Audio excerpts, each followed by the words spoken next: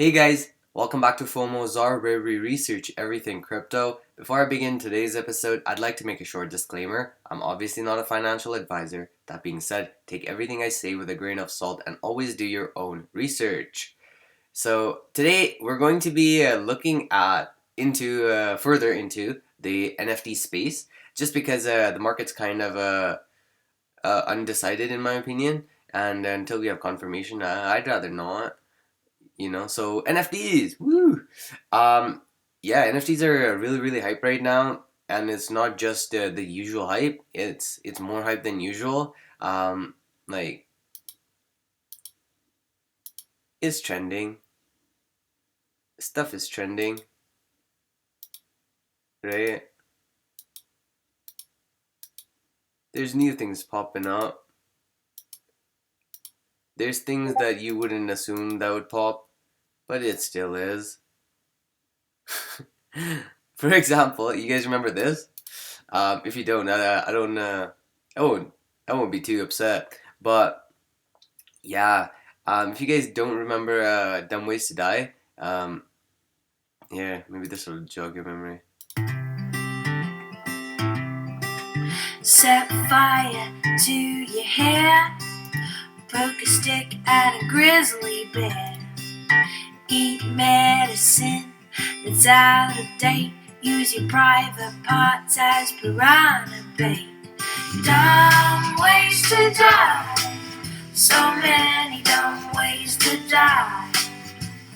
Dumb ways to die, so many dumb ways to die. Do you guys notice how he just kept dancing even though the piranha was biting him?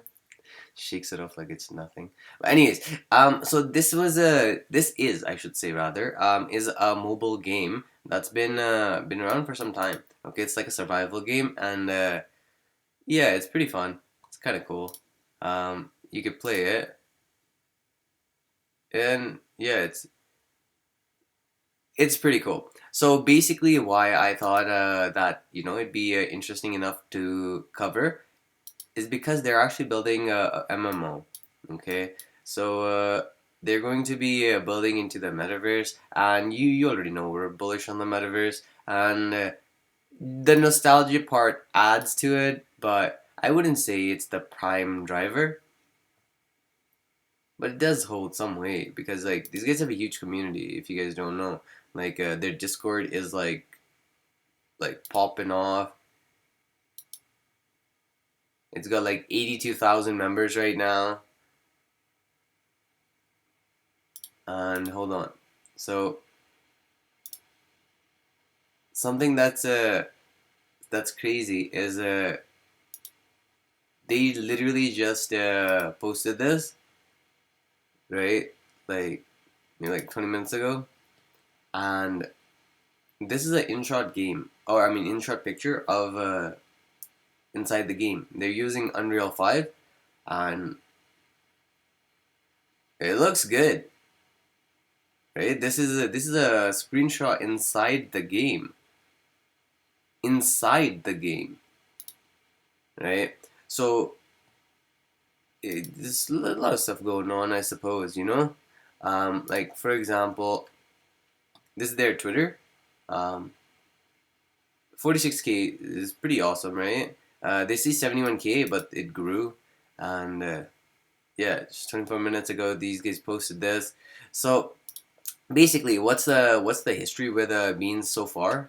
They were the whitelist is selling them at 0.3 ETH, which is pretty expensive. It's on the expensive side, right? But yeah, it is what it is. And as for the roadmap, this is what's going on. So minting started yesterday. So it's only been going on for one day, and right now, I think like literally like 20 minutes ago when that post was made was when everybody else was allowed to buy. So I would say that in a few hours we should get much more much more data to actually tell us how this NFT is going to be doing. But But yeah, man. So basically, you need two of them if you want to get that pet, because the pet needs a lot of love and stuff. But yeah, man. So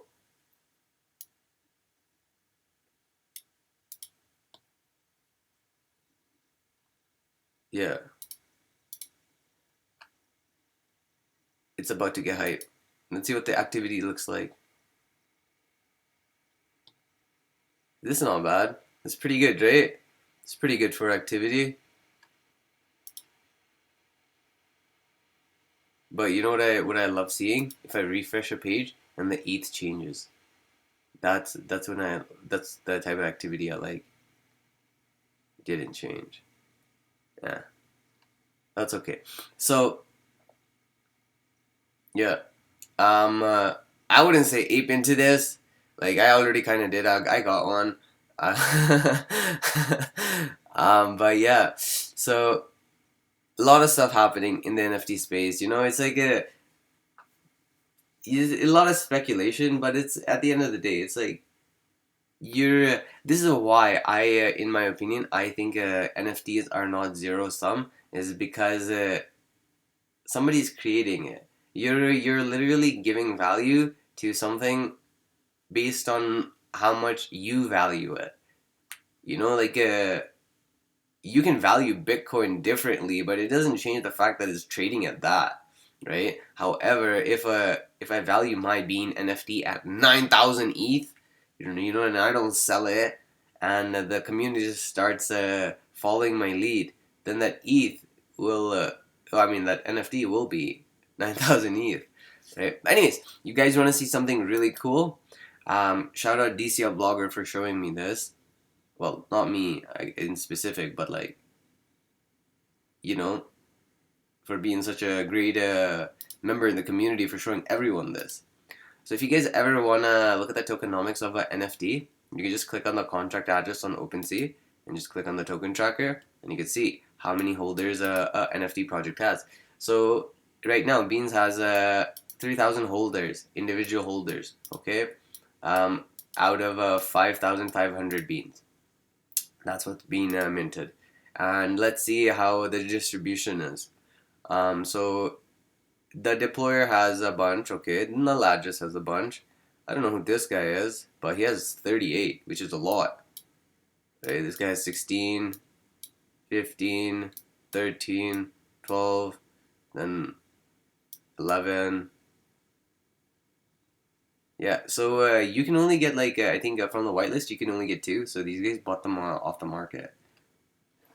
Okay, so you can buy off the market as many as you want, but 30, it's kind of extensive, man. But hey, to each their own. To each their own. You don't see me you don't see me showing you Rovies on here, right?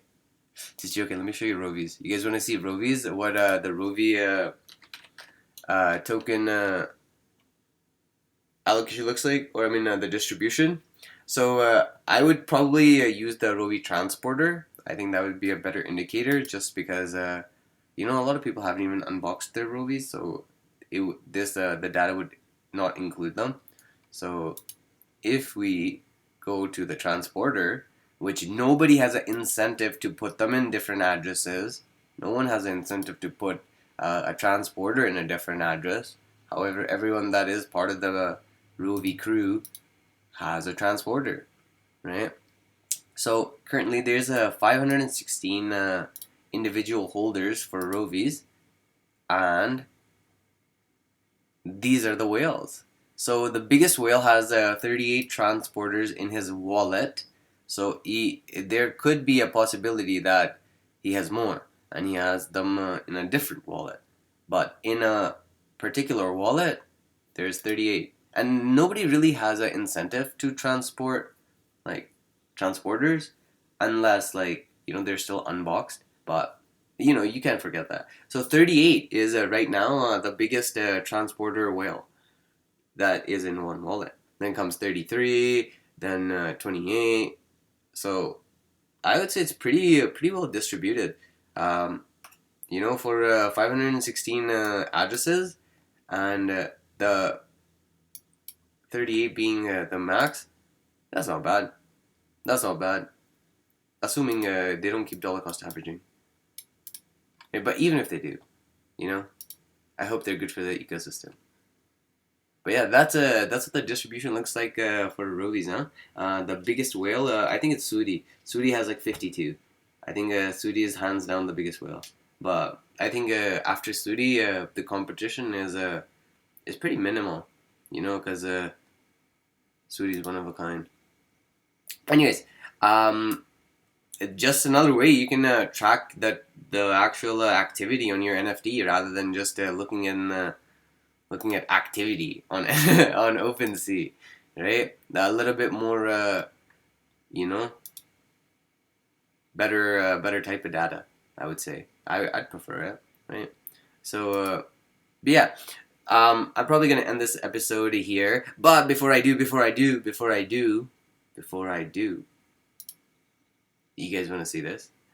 So this is basically the design for the Rovi wearable for every Rovi holder. It's going to be a smart wearable, and I think it's gonna like open from the bottom and just plop a Rovi out or something. I don't know. It looks really cool. It looks so metal, man. I love the red and black. Red and black is like a really good combo, but on top of that, the glow and how it's positioned, and I have a feeling that this red is glossy and this picture does not do it justice. Man, I'm so hyped. Like, can you tell? But anyways, so a lot of stuff going down, man. A lot of stuff yet to come, and you know we're obviously gonna be here to cover it. So don't go anywhere. Okay. If you guys like this content, like, comment something nice, something mean, something interesting. But yeah, other than that, I see you guys in the next video.